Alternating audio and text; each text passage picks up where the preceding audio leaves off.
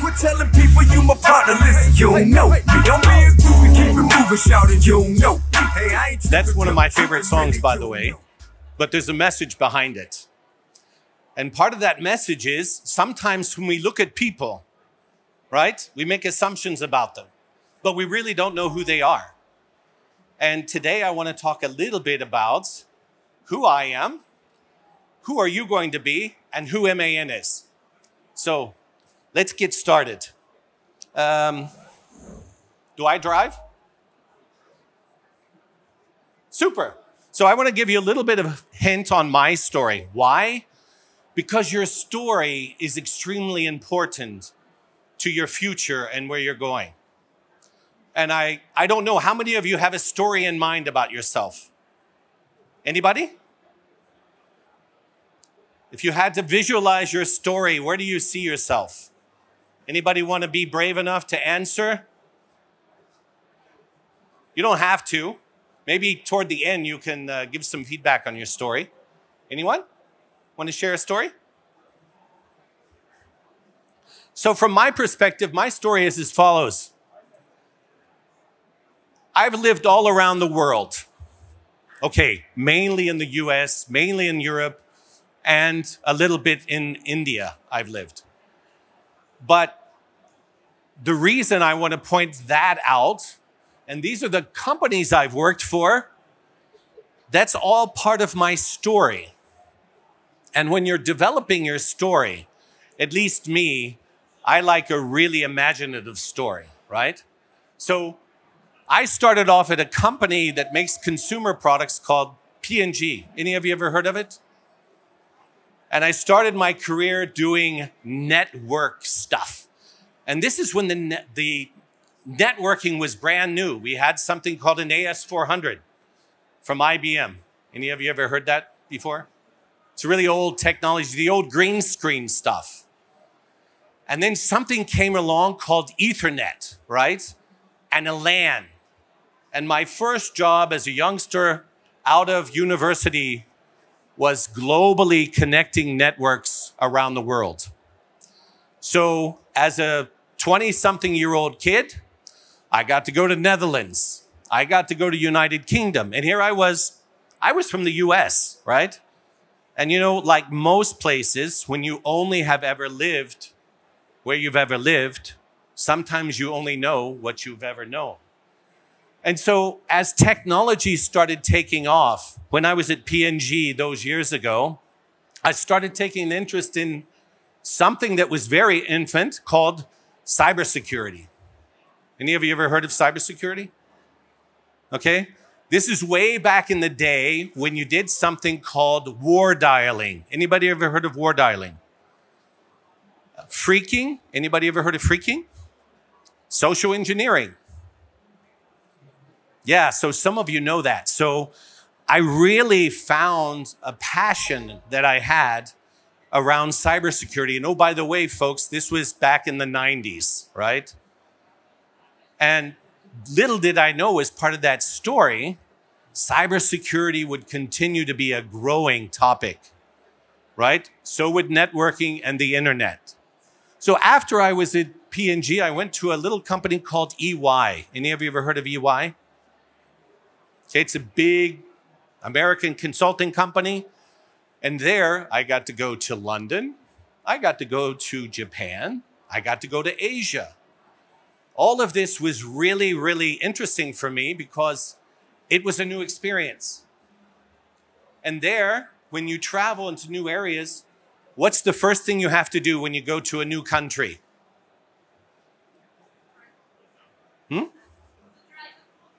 Try the food, exactly. You start looking at the culture. You start meeting friends. You start understanding how the people in those countries are living, right? So it changes some of your thoughts. So as you're writing your story, maybe the basis of your story was what you do in your hometown. And now you're visiting different countries, you're seeing different cultures. Your story just gets enriched, right? And as you're enriching your story, as you're continuing to grow in your career, you're taking those chapters with you. right? Because we don't work in companies where everybody looks the same, where everybody acts the same, or even where they eat the same food. And it's really important that you understand how different cultures are. I call it cultural sensitivity. That's probably not a very cool word these days, but culture is everything. And just like in digitization, when I first came to MAN, by the way, somebody told me, you know, culture eats strategy for breakfast, right? Any of you heard that one before? I'm sure you have. Culture is everything in a company. Culture is everything in your story, in your career. So after I was at Ernst & Young, I went to this big, ginormous company called General Electric. And there was a guy there called Jack Welch. I'm dating myself, but his claim to fame was he was really an efficient CEO because he fired everybody that wasn't an A and B player, right? So I learned quickly which culture of which companies do you like. Just like when you visit countries, you visit companies. And you get an essence of a company's culture really quick. And a company's culture is everything. How does that company see you as an individual? How does the company see you with your skills? How do you view the company's culture and the vision? After GE, I decided to try pharma. I went to Roche, the big pharmaceutical company. Are you seeing the trend here? If you have really cool skills and you want to add to your story, you're not stuck in one industry. You're not stuck in one country. You're not stuck with one company. After Roche, I decided to work in mining and aggregates. That was really interesting. But mind you, I had switched by now from cybersecurity to something called digitization. And what was that? That's where you basically take old processes and you digitize them. So at Roche, I connected 200,000 medical devices to the public internet around the world, 200,000, using really cool technology, using really cool cybersecurity techniques. And that's where I learned about data. How do you extract data? How can you use data? After there, I decided to play around with heavy equipment, right? CRH is a huge global mining aggregate company where you see Caterpillar and cool German machines. Again, connecting those, getting data, really telling a story about it. Then I worked for an Indian company called Wipro, and I lived in India. This was really a culture education for me. Any of you ever lived in Asia or Europe, outside of Europe? You've lived in Asia, of course. Any of you European guys lived in Asia?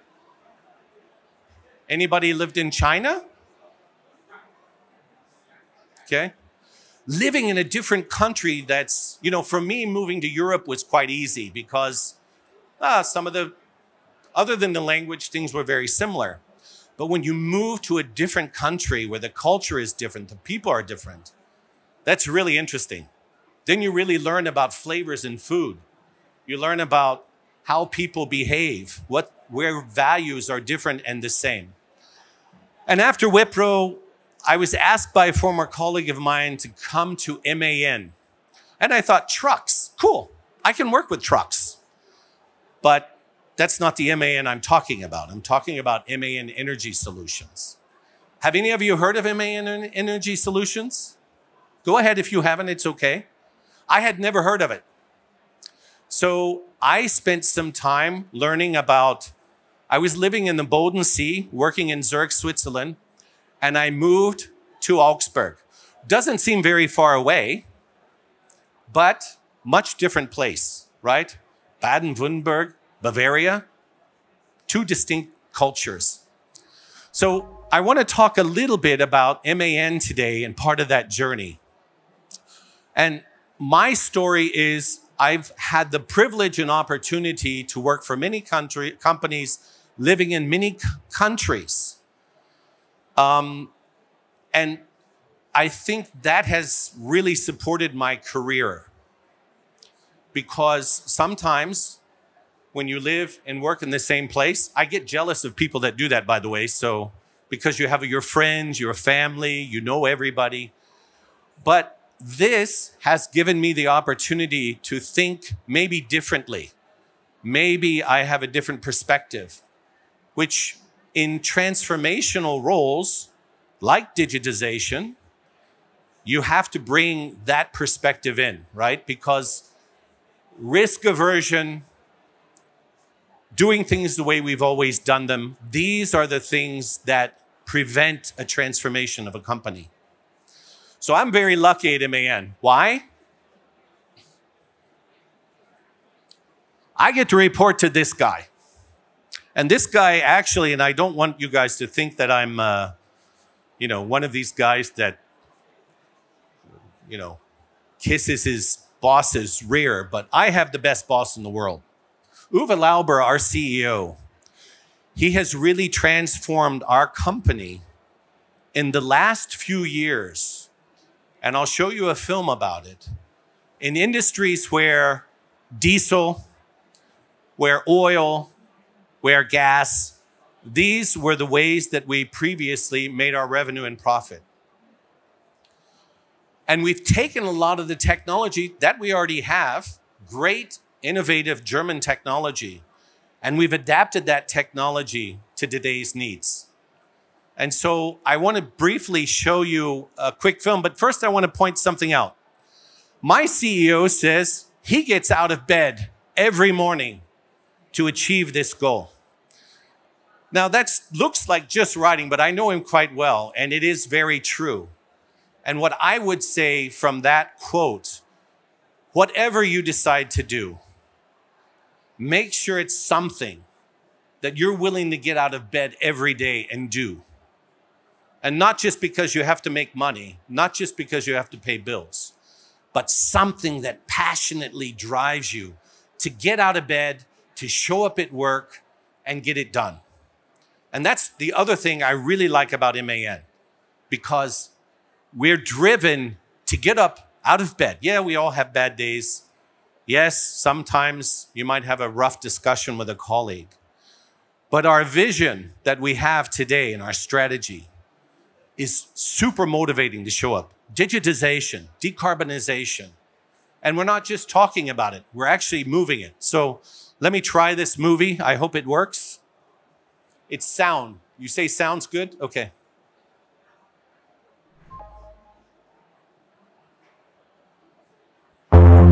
Oh, sorry. What matters in the fight against climate change? Bringing 90% of global commercial transport emissions to zero?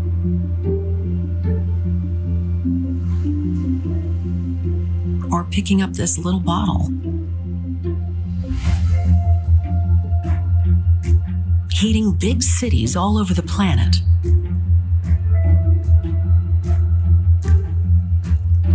Or riding a bike to the office, rain or shine? Rolling out green hydrogen to replace fossil energy sources? Or risking a few goosebumps each day? If billions of people take care of the small things, we have the obligation to deal with the big things, because we can.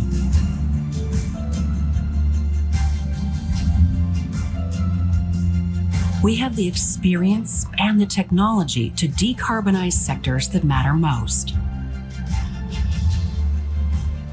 moving big things to zero, so that the small things matter too.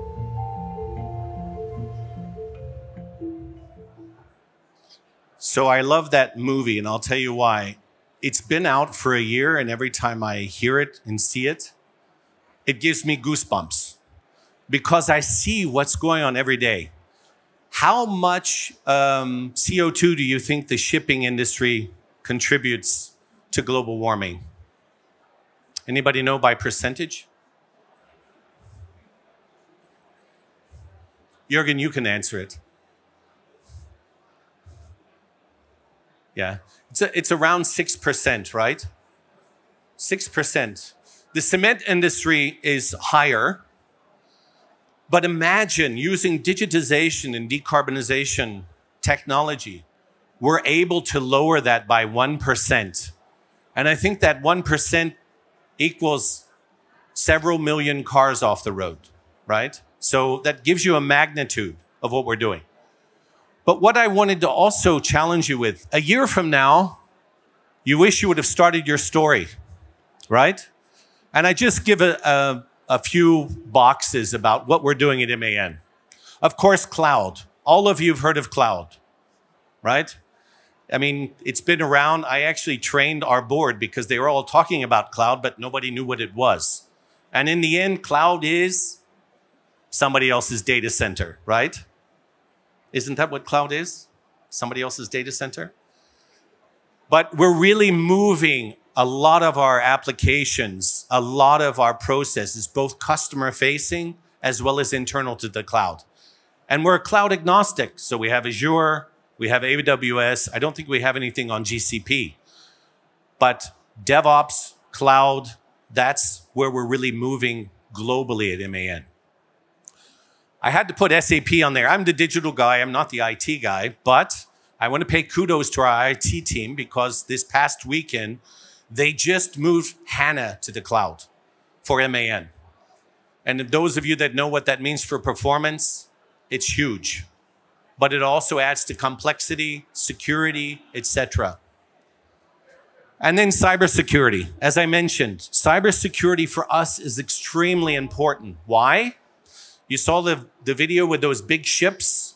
You saw the powering global municipalities, oil companies. We're responsible to keep our equipment and the data and our customers safe. Cybersecurity is really, really essential for us. AI. Anybody know the definition of AI? It really drives me crazy because every manager today's, hey, we're going to do generative AI. It's like, okay, what are we going to do? We're going to change the company. But you know, that's a language model, right? I mean, it's just language model. So, but the cool thing is we are looking at AI both from a machine learning perspective. We have right around 20 data scientists and data engineers who are looking to enhance our equipment. That's just in my department. IT has more. And we're trying to get more into a self-service for our customers. So our customers can become smarter, that our organizations can become smarter. So AI isn't just far away for us. I'm sure a lot of you have played around enough with OpenAI and other platforms, maybe Bedrock on AWS. Look at development. Any of you using Copilot for software development? Yeah. I mean, these are products that are helping you also to be more effective. And of course, part of the notion is the people we have doing certain jobs today, they will be able to do more efficient jobs by minimizing a lot of the simple tasks. I know a lot of people are terrified of AI. I'm a little afraid of it. I think you should be too. But I think if it's used correctly, it can have some phenomenal impact to our society. And then, of course, code. You name it. I mean, code of the day. Is it Scala, Java, Python, C++, C#, Go? Any of you do Go in the room? Got some Go developers? Anybody do Python? Hey, go to our booth, please. Like now. So I'm not sure where you see yourself fitting in, but we really are to move big things to zero. It's much more than mechanical because you can do digitization without decarbonization, but you cannot do decarbonization without digitization. So it's extremely critical, these skills that I'm pointing out. Part of your story should also include maybe being an active part of the future, right? We are being an active part of the future. The future is now actually with AI, with software development, with algorithms. It's not something that's far away. No, we're not an automotive company. No, we're not a software company, but we're something in between. I think we have a culture that tries to be a little bit startup, but still moving that way. Are you interested in personal growth, career development, and finding fulfillment in your job? And do you want an inclusive and flexible work culture? I mean, MAN is more than 200 years old. And the first time we transformed was when Rudolf Diesel brought the diesel engine to replace the steam engine, right? Now, nobody likes diesel these days. They certainly wouldn't be liking steam either, because we would be using coal and cutting down trees. And now we're in the next transformation of green energy, just like we are with our culture and with the technology we're using. So how do you start your story? Well, most of you are here at a job fair, so obviously you're starting that. Have you updated your CV? Your CV needs to be updated on a continuous basis, and it should be focused for the job to which you're applying for, right? So if you're applying for, I don't know, Go developer, you should probably highlight your Go skills. Or if you are an extremely disciplined software developer, right, you can adapt to any language because you're that disciplined.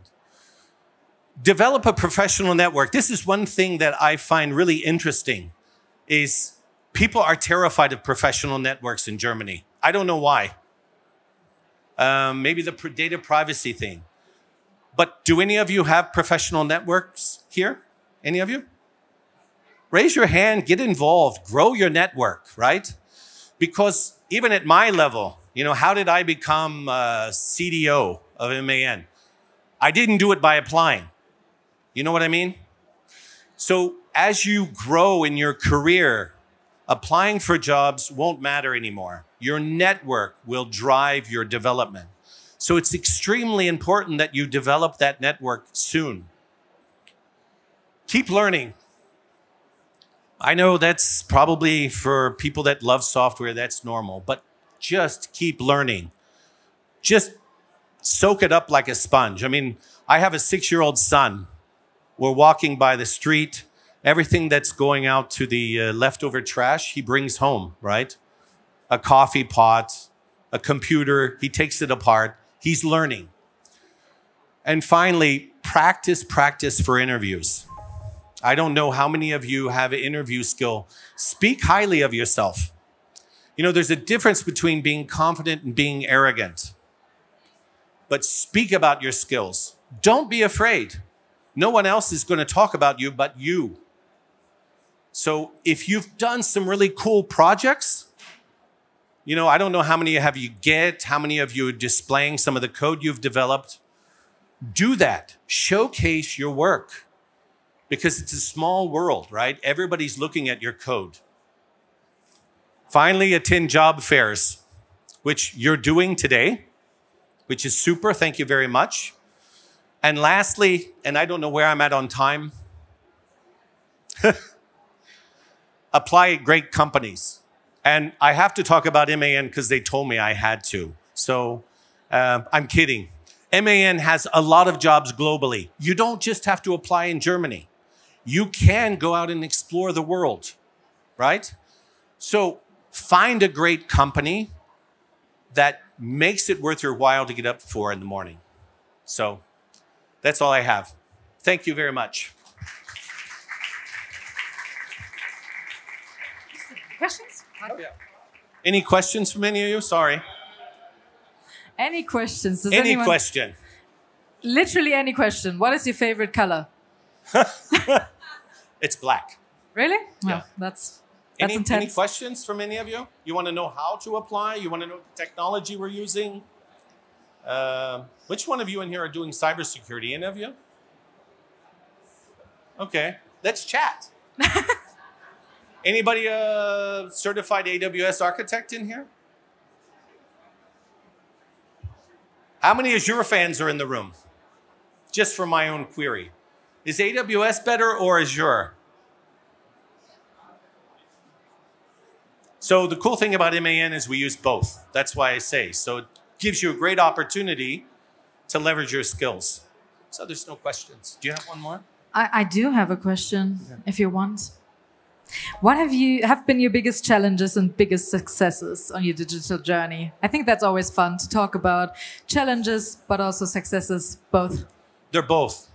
So one of the biggest challenges I have, and I'll be very open, is when you want to take a specific type of company and culture into the next generation. When you want to move things forward, you can't do it alone. And sometimes you have to be self-aware to make sure that you're bringing everybody along. But that takes a little longer. So one of the biggest challenges I had was to slow down, right? Not move so quickly, and make sure to my left and right, everybody is taking the journey along, and they will come. So I think that was one of the biggest challenges. The biggest success is on the dovetail of that. When you take your time and bring people along and you start seeing it, and then you start seeing people talk about your ideas as their own, right? Or when you hire people and they become your boss. That is one of the most fulfilling tasks. When you really hire smart people and they become your boss, that is the best success I've ever had.